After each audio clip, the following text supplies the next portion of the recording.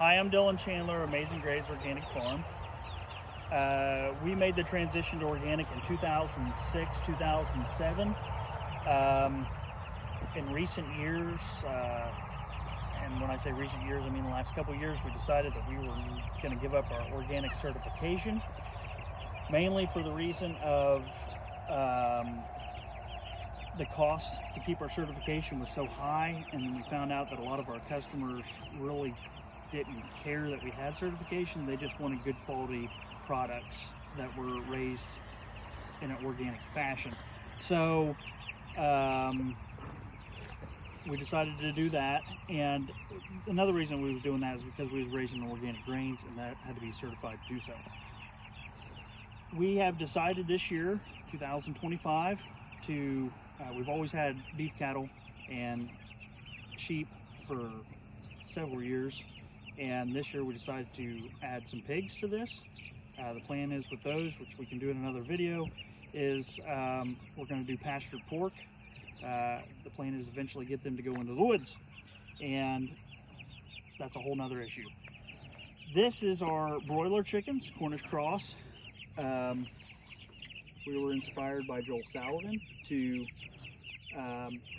go with that breed and to try to find a chicken tractor, whatever you want to call it, that will work for us in rotational grazing with the chickens. So that gives them fresh grass. There's 35 birds in here. This is our first time, so we didn't go overkill with the birds. There's 35 in here. They're about 2 weeks old, and our plan is to have them ready in about 7 to 8 weeks. And we are moving this roughly once every 2 days. And so I know Joel Salatin says to build it as cheaply as possible out of wood and make it light. I'm not a carpenter, so as far as that goes, I love to fabricate things. I build many things out of steel. I use the lightest steel I could find, but if you look at this is made out of just regular square tubing, 1.5 inches. It's fairly thin. I got the thinnest I could get from my local supplier. And so this is a 10 by 10 frame, and as you can see, it's just a square cage, and I just made it about 2 foot tall. And after doing some research, a lot of people were saying when they built these, either if they built them out of wood or steel, that they wish they would have used the cloth, which is the small squares. It's a little stiffer than the chicken wire, just because for longevity reasons, it just doesn't seem like the chicken wire holds up as well. So I started off, I did this all off my mind, and I'm just kind of a figure it out as you go type person. I sketched it out best I could on paper, and a lot of things I do as I go. So it's steel frame, just like this on the bottom, okay? And then what I did is, if you can look in here, we'll just start with the main frame. I made I welded tabs on here, and I drilled holes or punched holes through here to put 2 screws in. We used all untreated pine lumber. Again, this is a learning curve. I expect it to probably not last as long as treated wood, but you know, we want the best, safest thing we can do for the chickens at this point. That's just our thoughts. So I did the tabs. They're on each corner, top and bottom. And as you can see here, I did not put a steel piece across here. I did that mainly just because I knew that I didn't want the extra weight. I mean, just doing my quick research, that this tubing was probably about 2 pounds per foot, and anything that I was reading online, that lumber could be anywhere between a foot or a pound per foot, or 2 pounds per foot. So it was roughly going to be about the same if I built it out of 2x4s. Now some people say use a 1x, but I just used regular 2x4s because we kind of already knew that we was going to use the Ranger to pull this or some vehicle. So I didn't put the metal frame across here. I didn't do that on the top, mainly because I knew I needed something at top to nail to. and also just for the weight reasons. I knew I had the structure on the bottom to keep it from you know, bowing in or out. I do know that Joel Saladin says in his, he has a cable that runs across the bottom for that reason, but again, we just want something that was going to last. So we thought, well, we'll spend the extra money. I'm going to guess in the steel alone, I had about $250, give or take, to do this. And I have a little extra metal left over. So as far as that goes, by the time I bought lumber and all the extra supports, I don't know how much difference, but I knew in the long run that the metal frame was going to work. I've built mineral feeders out of this stuff, and it seems to last even with all the salt on it and stuff. We'll decide later if we're going to put this inside or not. So that's the main frame, and it's just like that all the way around, so you're not really missing anything underneath. It's just metal tube on top and bottom on this side, only tube on the bottom on both ends, and that's the way we did it. Let me start with the roof. So I do know that some people will cover 3/4 of the top. I will probably eventually do that, I imagine. We're in early fall time, so we're not getting a lot of rain, so we wasn't really concerned about that right now. So I did do the cloth on the bottom. As you can see, I did the chicken wire on top. Chicken wire, as you can see, I can sit there and flop it around. It's not great, but we think it'll keep predators out. We just use regular steeples and that. One thing I will mention, I don't know if everybody does this, I did not steeple the cloth on. Like I said, it's a little heavier duty, and I knew it was going to be here for the long run. So I went to the electrical aisle at Lowe's, and I bought electrical steeples, like stuff you would tack wire up with and stuff. They're about a 1/2 inch long, and I just kind of went down through there. Didn't go crazy with it yet because nothing's trying it. So we did that on the corners where it wrapped around. So like I said, we made this 10 foot long exactly. So with that being said, the cloth itself come in 10 foot sections. So, and it was exactly 24 inches. So it actually kind of worked out that we had a little overlap on the end that we had to close up. Now, right now, we just got zip ties. I don't foresee them lasting forever. I know that, but we're out here every day to monitor that and check that. I did try to tack weld some of this. It can be done. It's just very tedious, and I just felt like I was going to tear up the wire more than I was going to do good doing that if I could just use zip ties. That's why I ended up having to add an extra board on the bottom too. I did do top and bottom, mainly just so I had something to steeple this to. And then on this side, again, was able to steeple to that. We was a little nervous about trying to figure out what we was going to use for covering. So we used, we was going to use steel. We got a local supplier here that makes their own barn metal, so you can get it in any lengths you want. I really, again, it doesn't look like it, but I was trying to make it as light as possible.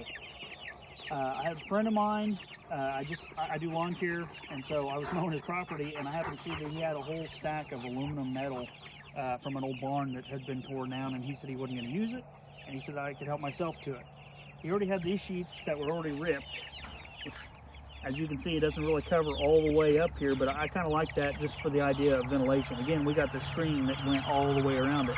So we got that double layer if something tries to get into it. You know, yeah, maybe they get the metal ripped off or wind can, but at least the wire is still there. This wire, or this metal here, you can really tell in the sun that it was really warm. So by covering 3/4 of it, I mean, if we get a lot of hot sun on it, I worry about it, you know, being a little too hot. So the ventilation's great. But the good thing about this metal that I really liked, which worked out perfectly, was that this is 4 foot wide. Now it didn't cover quite half the coop here, but 4 foot was a good piece, because generally I think regular steel metal, by the time you overlapped it, was about 6, and so we would only had about 4 foot left, you know, of open, and I just thought that was covering it too much. But this is really light. We didn't go overkill with overdoing it. I mean, like I said, it was metal that was already used on another barn, so we left the holes in it. You know, we're not trying to build the Taj Mahal here. We're just trying to get cover for the chickens. We know that wet weather is not good for chickens, and that's a bridge that we'll cross when we get there, and we'll try to update you on that and how that goes. So once I built the main frame, somewhere, you can stay right there. Right here is a is a board that we put in here just for support. I mean, if you really got some weight on this, you can feel it sag. We didn't go crazy with support here, just again, because we know nothing's going to be on top of it. It doesn't mean that a sheep won't jump on it, and I'm expecting that to happen because that's how stupid sheep are. But I did just put a support here with a 2x4. Again, I welded tabs for this, I think. No, I didn't weld tabs. I screwed in for my 2x4s because again, I have 2x4s on this side. So, and then I got one running in the center here to support the outside edge. The metal on the back is the same exact way. It just because of the way the boards landed, this metal actually covered the whole thing, so we have no air gaps here. Matter of fact, it kept it off the ground. One good thing too about doing this with untreated lumber on top of the steel is that the steel is taking the brunt of the wet ground if there's mud or anything like that. So at least the untreated lumber is not sitting in the mud. So once I got it all framed in, I hadn't built the doors yet. We rolled 6-foot chicken wire out across the top of this, then put the metal on top of it again. If something was to happen and something ripped it off, or we got a high wind for whatever reason, something rips it off, a cow comes over here sniffing, won't be curious, we can take the metal off and still have the chicken wire there. Or if some varmint of some sort tries to rip it off, there's chicken wire there. So, you know, everything is wrapped really good. And then on the hinges, I just decided to use 1x because again, we were getting a little overkill on some of the heavy lumber. I just used 1x's. There's hinges here. There's one there, one there. This door is roughly 6 foot, 6 foot wide. Not quite, it's a little over 5 foot long. The other door over there, as you can see, they both hinge. That one does as well. It's got 2 hinges on it, heavy duty hinges. Made it out of 1x. We just squared it up. I can see in the future we may have to put some sort of bracing in here because when you lift this up, it's such a wide gap that the door itself wants to twist a little bit. As long as we're careful right now, nothing's that big of an issue. Again, I'm a steel guy, not a carpenter. I didn't go real crazy. I had some leftover steel here. This is 3-inch wide flat plate. It's not even an 1/8 inch thick, so it's pretty thin. I just took 3-inch or 4-inch pieces of it. It's 3 inches wide. I punched 2 holes, or you can drill 2 holes in it, and put screws in it just to kind of keep that joint stabilized. I don't know you'd have to do that, but I like to go overkill. The other thing is, how do we move it? You have to come over here to see that. It's getting a little dark on us here, but all I did on the ends is, if you can see this, I'll get my flashlight out here. Maybe.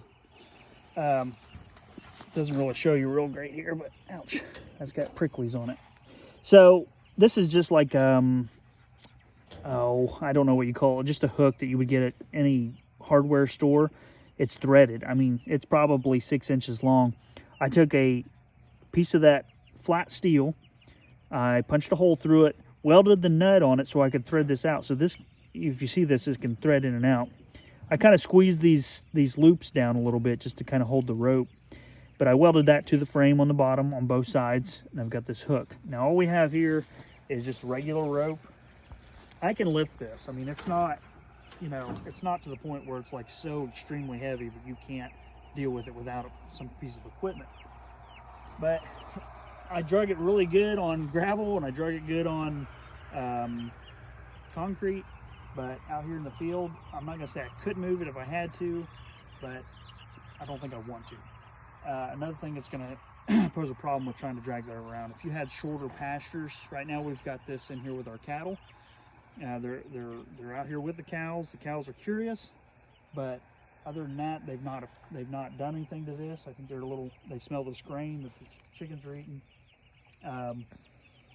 But as far as moving it, you'll see the video. It moves pretty easy. The biggest thing is keeping the chicks from getting caught up underneath of it when we pull it.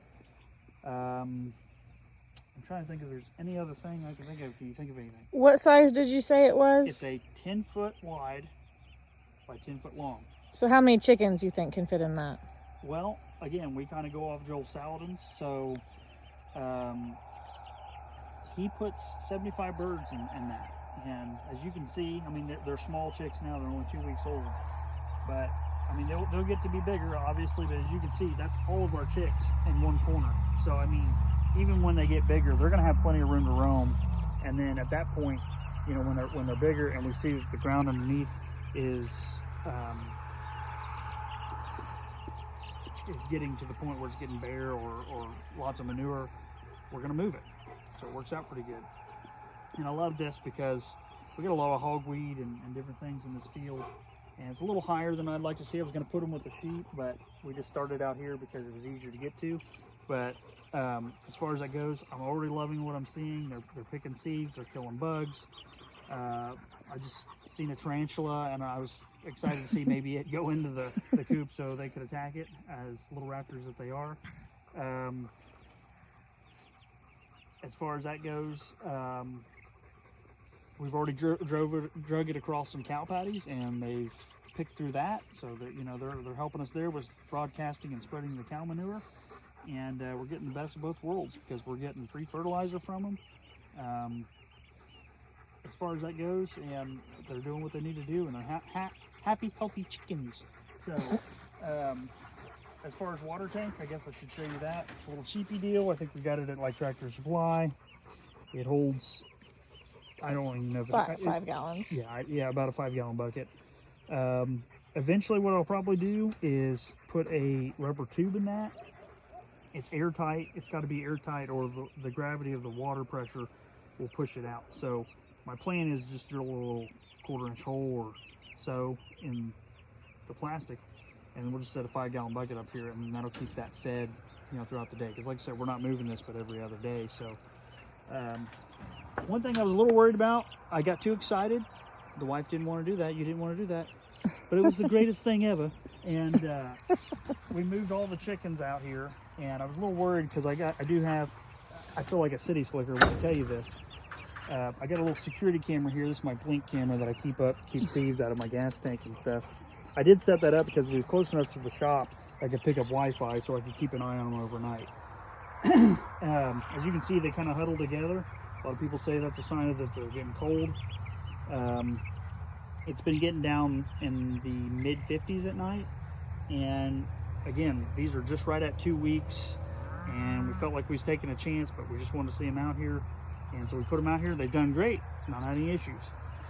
Our heat lamp burned out, and the only thing I could get at our local dollar store, because we live out in the boonies, was just a regular 75-watt LED bulb. It literally gives off no heat, I don't think, so it's kind of pointless. But it made me feel better, I guess, to sleep at night. I run an electric wire from our barn out here. I keep light on them. I did for the first 2 nights. We'll probably do it again tonight, just keep us happy. But I can see in the next day or two, we're probably just not even going to worry about plugging that back in. So, yeah, that's where we're at. Our feeders are just, as you can see, they're wasting most of it. So that's going to be something we got to improve later in the future.